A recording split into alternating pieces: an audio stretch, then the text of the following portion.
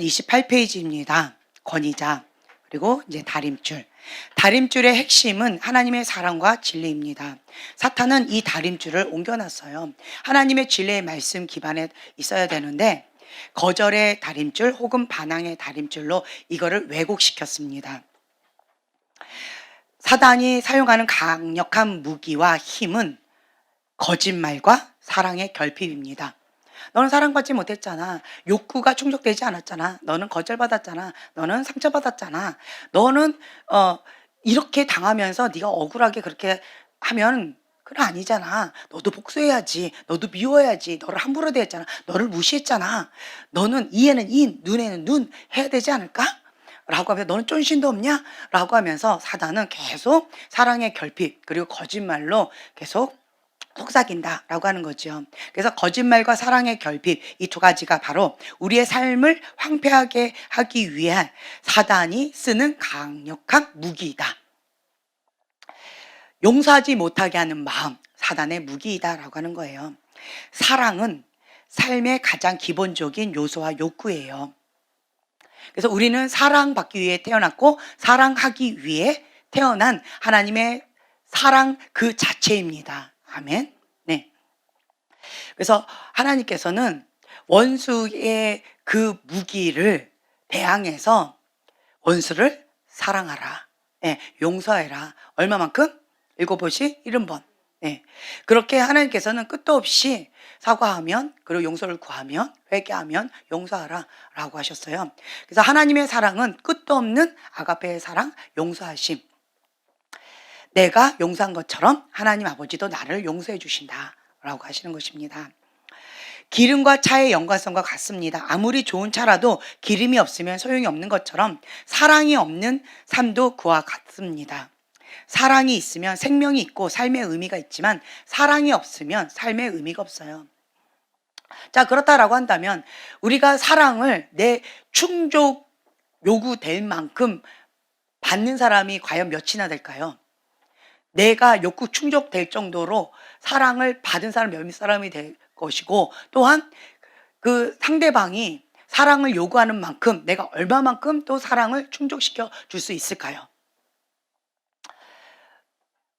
내가 받을 때는 내 욕구 충족될 때까지 사랑을 좀 주세요 라고 요구하기는 쉽지만 반대로요, 나에게 사랑을 요구받을 때는 내가 그럴 때 사랑을 주고 또 주면서 행복해 나는 사랑을 주는 자야 이렇게 할 사람이 몇이나 될까요? 끝도 없다 짜증난다 벌써 인간의 한계가 온다 그만 저리 가 이렇게 되어지지 않나요? 우리 아이들 이렇게 키우면 저랑 사람들이 많잖아요. 벌써 그 많은 사람들이 한 번씩만 나한테 요구를 해도 몇 개예요? 벌써 7개. 그쵸? 그런데 그 사람들이 하나만 요구할까요? 2개, 3개, 10개를 요구할까요? 그러면 저는 너무 힘겨워요. 한 사람당 10개씩 요구한다라고 한다면 그 70개가 되어져요. 그런데 우리 가족만 있나요? 여러분들은. 제가 그런 거를 이제 생각하다 보면 으악 인간의 한계 이렇게 탈진 노 이렇게 되어지는 그런 한계점을 많이 느껴요. 그렇죠? 그래서 제가 느끼는 건 다시 한번 느끼지만 사랑의 욕구를 충족받는 사람 과연 몇이나 될까? 혹은 사랑을 내가 채워줄 수 있는 그런 능력 있는 자가 또 몇이나 될까? 아무리 사랑을 해도요. 사랑을 해도 이게 계속 일방적으로 사랑을 주는 거는 한계가 있더라고요. 참 쉽지 않습니다. 그래서 제가 저번에도 말씀드린 것처럼 애정 결핍은 당연한 거다. 애정 결핍 당연한 거다. 나는 애정 결핍 받았어? 당연하다. 애정 결핍 안 받은 사람 나와보라고 해! 이렇게 차라리 얘기하는 게 좋을 것 같아요. 네. 여러분들 묻고 싶어요. 애정 결핍 안 받은 사람 손 들어보세요. 반대로 난 애정 결핍 있어요 하는 사람. 그렇죠? 대부분의 애정 결핍 다 있습니다. 욕구 충족이 안 돼요. 그래서 나는 애정 결핍이 있다. 그렇다면 이 애정 결핍은 무엇으로 체험을 받을 수 있다? 진리의 사랑, 십자가의 사랑, 하나님의 사랑으로만 체험을 받을 수 있다. 영혼에 구멍이 난 거야. 애정 결핍이 있으면요, 여기 영혼에 구멍이 났어요.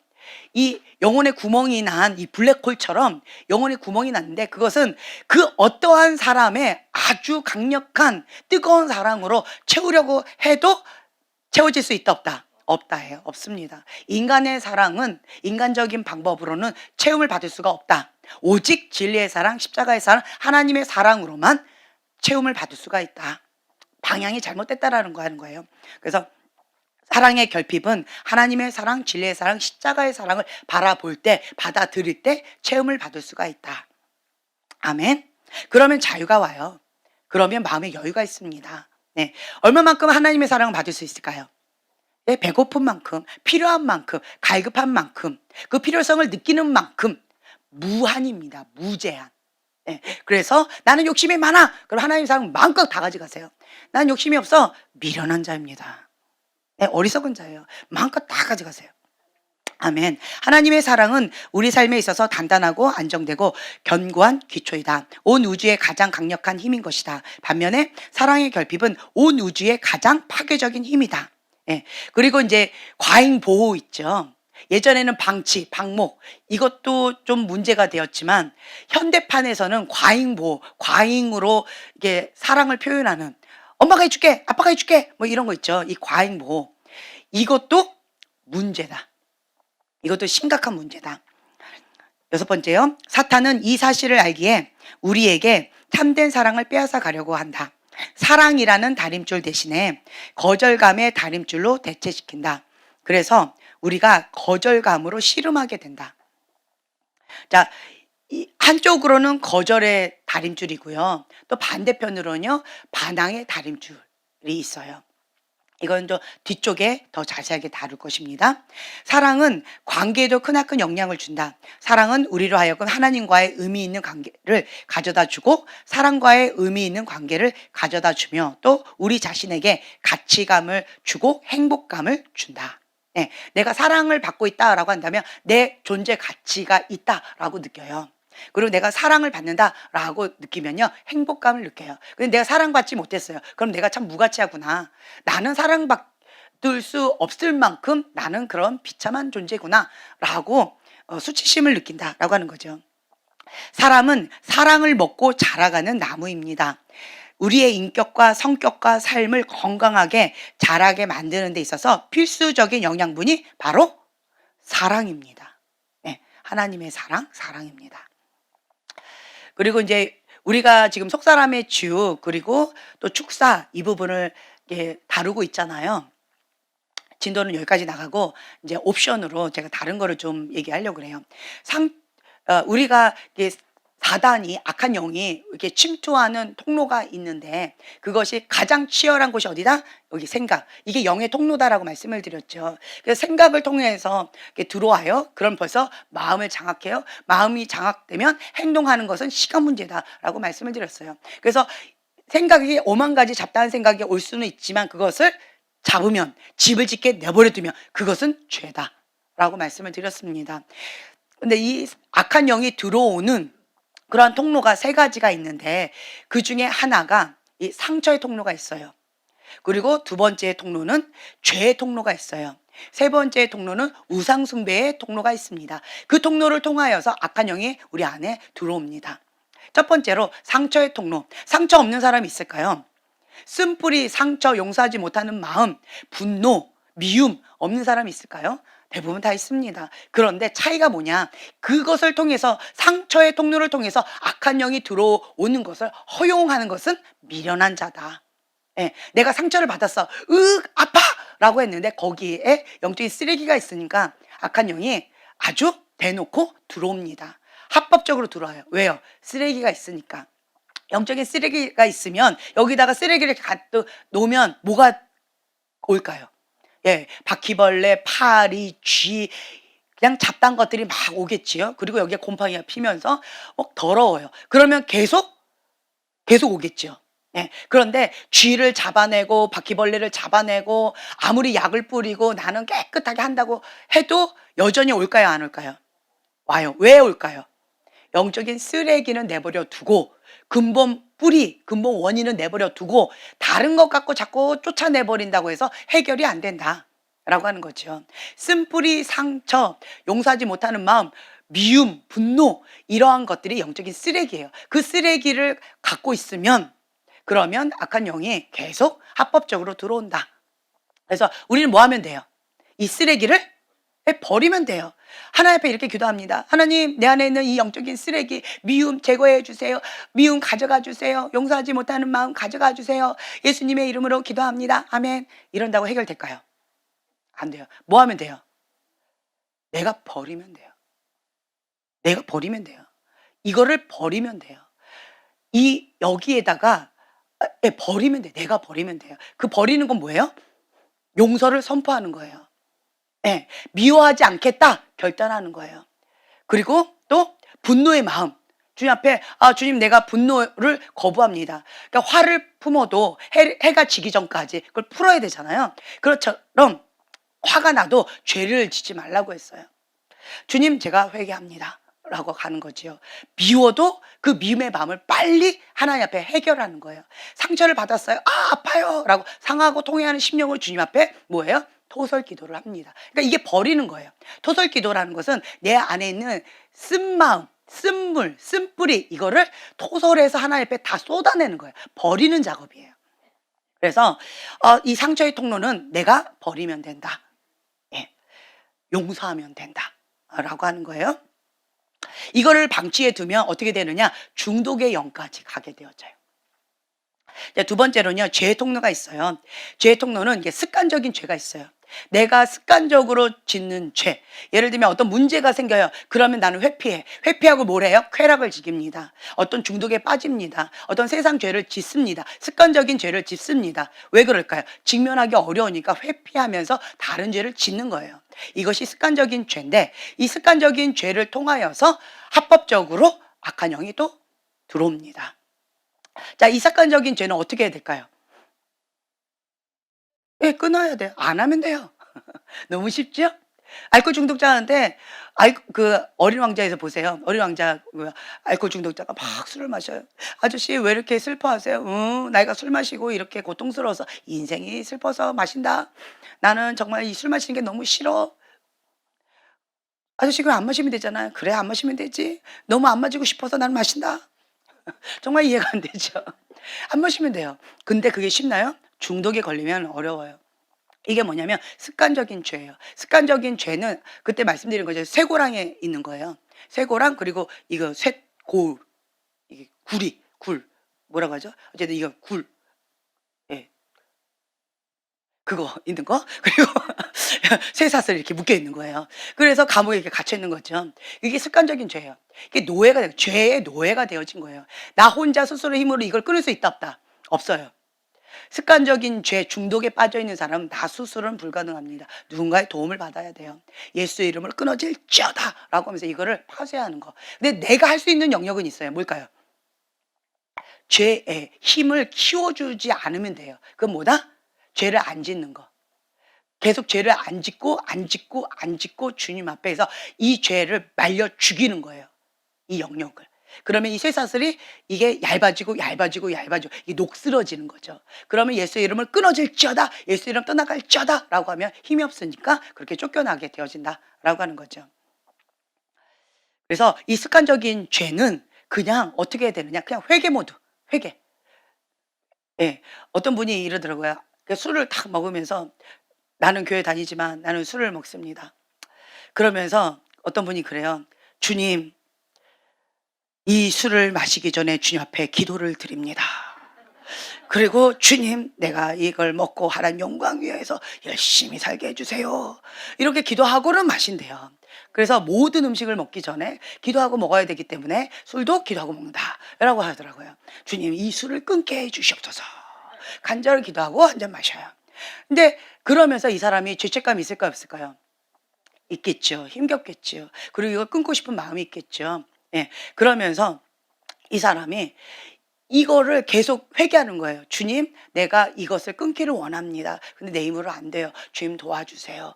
기도하는 거예요. 그리고 주님, 내가 주님 앞에 죄를 지었습니다. 회개형을 부어주세요. 주님 용서해 주세요. 라고 계속 회개를 합니다. 네, 그렇게 되어지면서, 그러면서 우리가 영적 근력을 키워요. 그렇죠? 영적 근력을 키우면 육의 소욕을 거부할 수 있어요.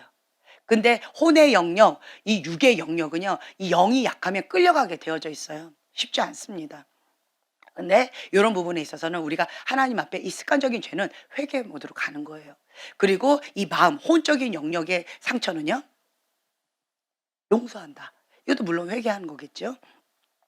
그리고 이제 세 번째는요, 우상숭배의 통로가 있어요. 우상숭배는 내가 하나님보다 다른 걸 더 사랑했던 죄. 그러면 음란의 영도 같이 있다라고 말씀을 드렸죠. 우상숭배가 강력한 집안은 그 집안 가운데 음란의 영이 강합니다. 거기에 또 우상숭배를 전문적으로 한 집안은 영적인 그 정신질환이 있고요. 그리고 불치병이 있고요.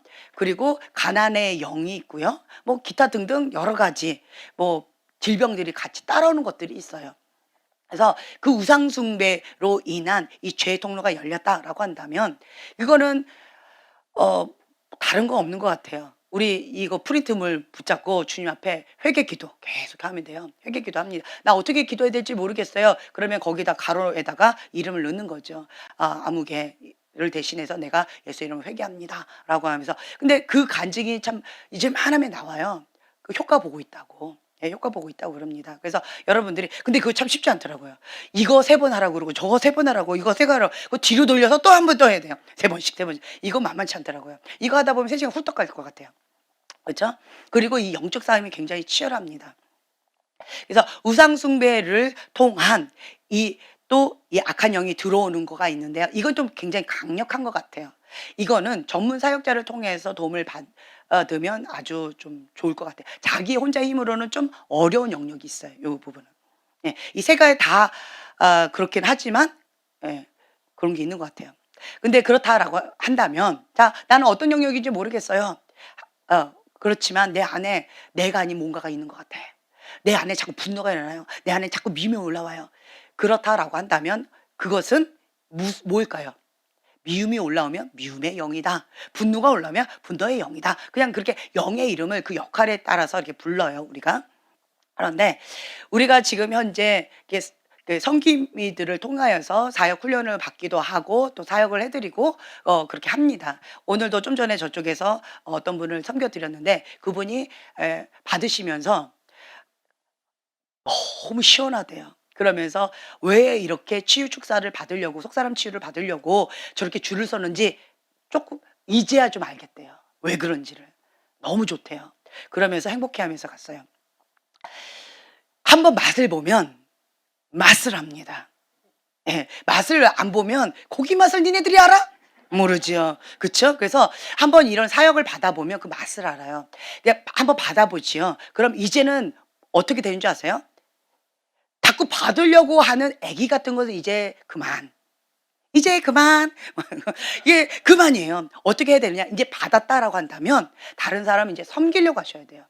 그러니까 예를 들면 내가 감기가 걸려서 다른 사람을 통해서 기도했더니 감기가 나았어. 그러면 내 안에 무슨 믿음이 있을까요? '아 기도 받으면 감기가 낫는다.'라는 믿음이 있어요. 그러면 누가 콜록콜록콜록 기침 걸렸어요. 그러면 내가 '예수 이름으로 감기는 떠나갈지어다. 예수 이름 나가라.' 하고 어떤 마음으로 선포할까요? 내가 기도하면 낫는다라고 하는 믿음으로 선포하게 돼요. 그럼 믿고 선포하면 그대로 되어집니다. 네. 근데 나는 감기 갖고 했으니까, 근데 다른 뭐 척추가 아픈 거, 그거는 내 경험 안 해 봐서 그거는 자신이 없어. 믿음이 안 생겨. 그런데 척추가 아프대. 예수 이름으로 척추는 세워질지어다.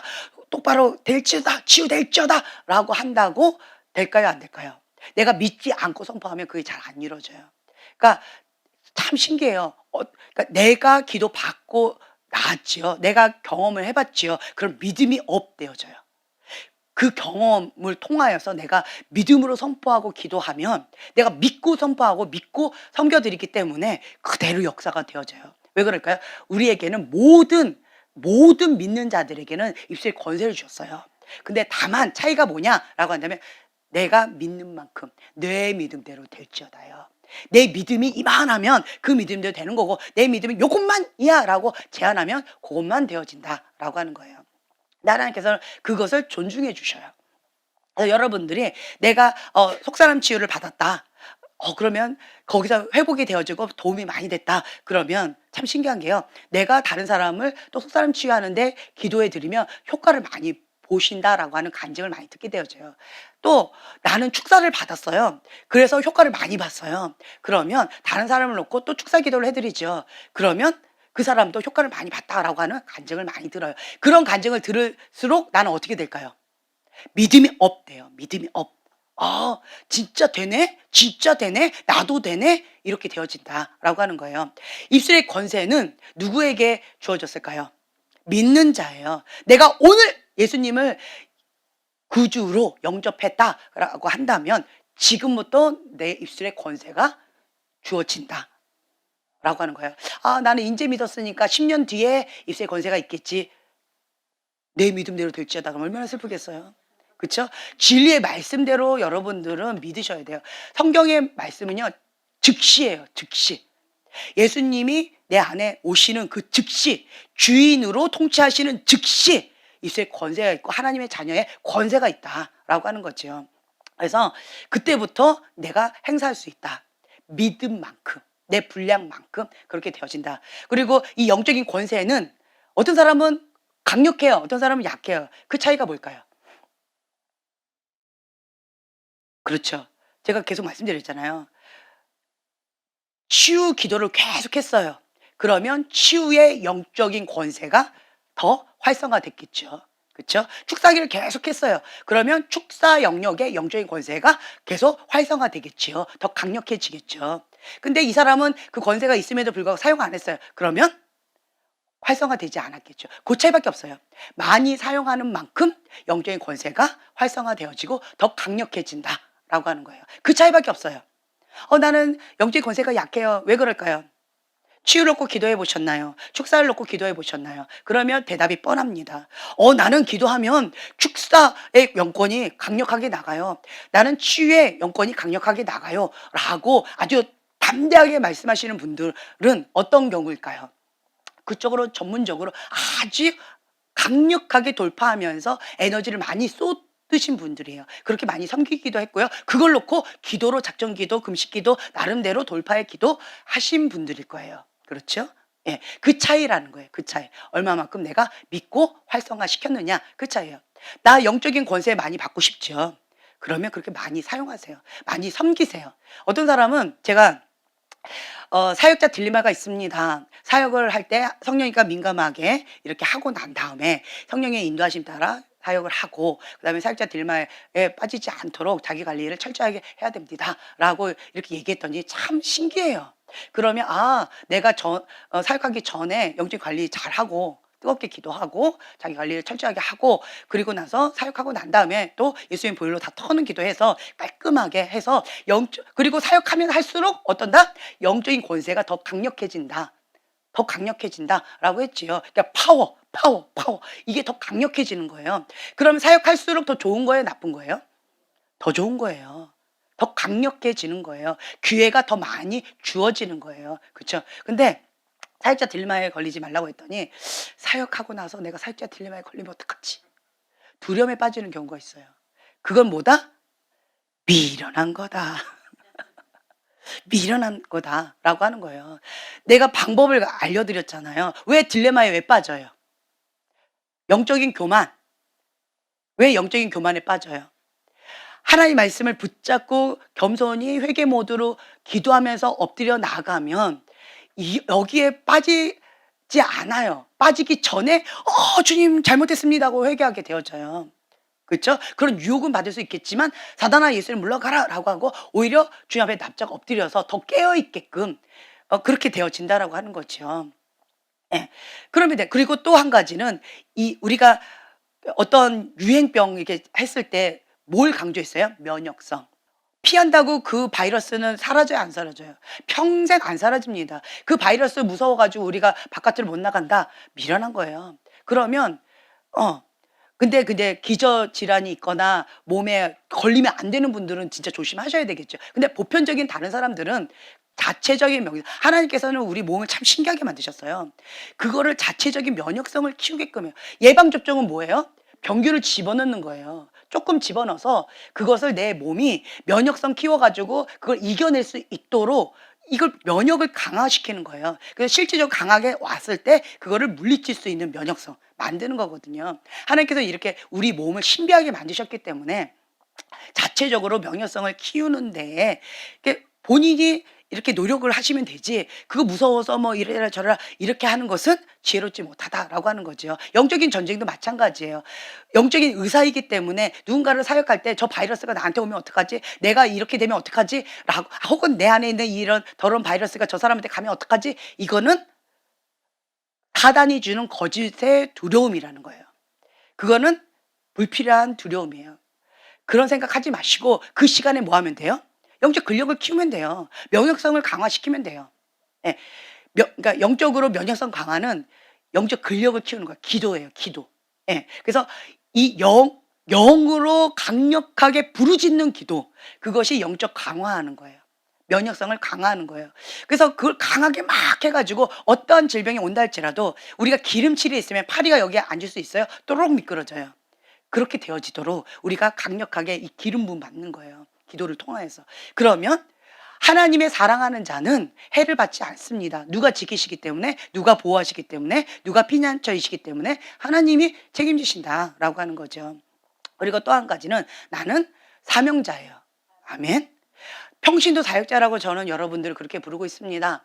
평신도 사역자는 사명이 있어요. 이 땅 가운데 나는 사랑받기 위해 태어났고 사랑하기 위해 태어났습니다. 또한 하나님께서 파송하셨어요. 사명감을 주시고. 다만 차이가 뭐냐? 사명감을 분명히 아는 자와 아직 모르는 자, 그 차이밖에 없어요. 네. 그리고 그 사명을 알고 그 부르심의 자리로 가는 자와 알고 준비하는 자, 몰라서 헤매는 자, 그 차이밖에 없어요. 예, 그래서 우리 모두는 하나님께 사명받은 자예요. 사명받은 자는 죽지 않는다라고 제가 말씀을 드려요. 왜냐? 하나님께서는 헛되이 그렇게 하지 않으세요. 그 사명 다 이루면 주님께서 제 마음 가운데 평강을 주시면서 다 이루었다라는 마음을 주실 거예요. 그 전까지는 죽음에 대한 불필요하게 두려워하실 필요는 없을 것 같아요. 네, 내가 하나님 안에 있는 한 합력해서 선을 이루십니다. 하나님의 부르심을 입은 자, 하나님의 뜻대로 사는 자, 하나님을 사랑하는 자, 합력해서 선을 이룬다라고 분명하게 약속하셨기 때문에 내가 그 안에 있다라고 한다면 내가 이렇게 하든 저렇게 하든 합력해서 선을 이루실 주님을 찬양합니다. 아멘. 그래서 저는 여러분들에게 나도 많이 받아보라고 얘기를 하는 이유가 뭐냐? 하라고. 많이 받아봐야 많이 섬길 수가 있어요. 믿음이 업되어져요. 영향을 받아야 영향을 하고, 그 다음에 또 많이 보라고 해요. 많이 보면 눈으로 배우는 게 있어요. 예. 보면 저런 게 있구나 하고 믿음이 업돼. 그러니까 다 뭘 얘기하고 있어요? 믿음이에요. 말씀, 믿음, 이 능력, 권세, 권능, 이게 다 연결되어 있어요. 네. 그렇기 때문에 하나님의 진리의 말씀이 내 안에서 살아 역사하시는 것을 내가 경험하면 믿음이 업되어져서 내가 믿는 자입니다. 손을 얹은 즉 나으리라. 이게 되어진다라고 하는 거지요. 그래서 많이 보는 것, 그리고 그런 환경 가운데 나 자신을 노출하는 것이 아주 중요하다. 지금 나는 못해요. 괜찮습니다. 그 꼭 가운데 있다라는 것 자체로 이슬비에 속옷 젖듯이 그 임재 가운데 우리가 촉촉하게 젖어들고 있다라고 하는 거예요. 그럼 때가 되면 나도 하게 되어진다 라고 하는 거죠. 그래서 성급하게 할 필요도 없고요. 그냥 인조 누리시면 될 것 같아요. 그리고 저는 지금 이게 축사를 계속 하다 보니까 우리가 속사람 치유를 더 중요시 여기고 있어요. 저희가 왜 그러느냐? 속사람 치유가 되어져야지만 이 견고한 집이 무너져요. 견고한 집은 내버려 두고 영만 쫓아내지요. 그럼 어떻게 되는 줄 아세요? 다시 들어와요. 하나 나갔는데 7 귀신 다시 데리고 들어오는 경우가 많아요. 그런데 이 짧은 시간 가운데 속사람 치유까지 하고 그 집도 허물고 영도 쫓아내고 이런 것은 이 짧은 시간 가운데 그걸 다 할 수 있을까요, 없을까요? 불가능합니다. 좀 나름대로 최선을 다해서 정말 온 힘, 온 에너지를 다 쏟아서 그 짧은 시간 가운데 해봤는데, 지금까지 해봤는데 불가능해요. 그건 불가능합니다. 그러니까 집을 부시든가 아니면 영을 쫓아내든가 아니면 그냥 그 부분을 좀 흔들어 놓든가 아니면 인지시키든가 어떤 영역까지만 되지 한 번에 그거는 불가능하다 라는 걸 다시 한번 깨닫게 되셨어요. 영을 쫓아내는 것은 어렵지 않더라고요. 예수님 나가라고 하면 쉽게 나가더라고요. 그런데 문제는 집이 있으면 다시 들어와요. 왜 집이 있지? 영은 쫓아냈는데 그 영이 또 돌아다녀요. 영이 다시 들어갔어요. 왜 그러지? 뭐지? 집도 부셨는데 왜 안 부셔졌나? 어떻게 해야 되는 거지? 갑자기 헷갈리면서 조금 어려움이 좀 왔었어요. 이 집을 부시는 건 뭘까요? 이 견고한 집, 견고한 진, 이 부시는 건 뭘까요? 회개예요. 용서예요. 우리가 그 짧은 시간 가운데 집을 부시기 위해서 강제적으로 그냥 집을 그 무슨 집 부시는 전문 기계 있잖아요. 자, 그걸로 쾅, 쾅, 쾅 하고 부시는 걸 하는 거예요. 근데 그 짧은 시간에는 어렵더라고요. 잔재가 남아 있어요. 근데 그래서 우리가 대표적으로 예수 이름으로 용서를 선포하고 대표적으로 예수님의 이름으로 회개를 하고 고백을 합니다. 근데 그것은 그냥 쾅, 쾅, 쾅 요렇게만 해준 거예요. 완전히 와르르 깨끗하게 청소까지는 그 시간 가는데 어려워요. 그렇다라고 한다면 받는 사람이 어떻게 될까요? 그래서 저희가 반드시 차후에 이렇게 해야 된다라고 하는 것을 이렇게 숙제를 드려요. 근데 그 숙제를 충실하게 하는 사람이 별로, 별로예요. 잘 못해요. 다 어려워하시더라고요. 집이 대충 흔들어지고 대충 이제 조금 부셔졌는데 그런데 다시 그게 또 돌아와 가지고 더 악한 영이 그전보다 더 세게 와 있는 경우들을 대부분 봐요. 축사하면 대부분 봐요. 저 왜 저러지? 봤더니 집이 아직 남아 있어요. 왜 집이 남아 있지? 용서가 안 됐어요. 회개가 안 됐어요. 그건 누가 해야 돼요? 사역자가 대신 못 합니다. 그거는. 용서와 회개는 사역자가 대신 해줄 수 없습니다. 본인이 해야 돼요. 그러면 영을 쫓아냈잖아요. 영을 쫓아냈거든요. 근데 집이 쾅쾅쾅 흔들어 가지고 좀 부셔 가지고 영을 쫓아냈어요. 숨지 못하게 하고. 그런데 이 나머지 이제 부서진 조금 잔재가 남아 있는 집은 어떻게 될까요? 본인이 골방에 들어가서 회개와 용서를 놓고 집중적으로 최소한 3개월 이상 하나님 앞에 간절하게 하셔야 돼요. 3개월 동안. 그래서 이 견고한 집, 이 견고한 진을 파쇄시켜야 돼요. 용서와 회개할 때 이게 무너져요. 다른 사람은 도와줄 수 없다요. 본인이 해야 돼요. 본인이. 그래서 우리가 축사를 하죠. 그 짧은 시간에 한단 말이에요. 한 1시간 반 혹은 1시간 혹은 30분 정도 해요. 그 시간 가운데는 어려워요. 근데 영은 나가 그러면 그냥 후룩 나가버리더라고요.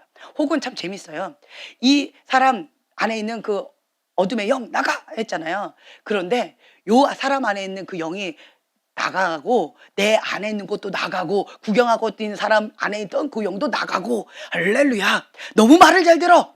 잘 나가요. 그렇죠? 할렐루야예요. 그런데 집이 있으면 다시 들어온다. 그래서 그거는 본인들의 숙제예요. 그게 한계예요. 짧은 시간 가운데 축사하는 건 한계예요.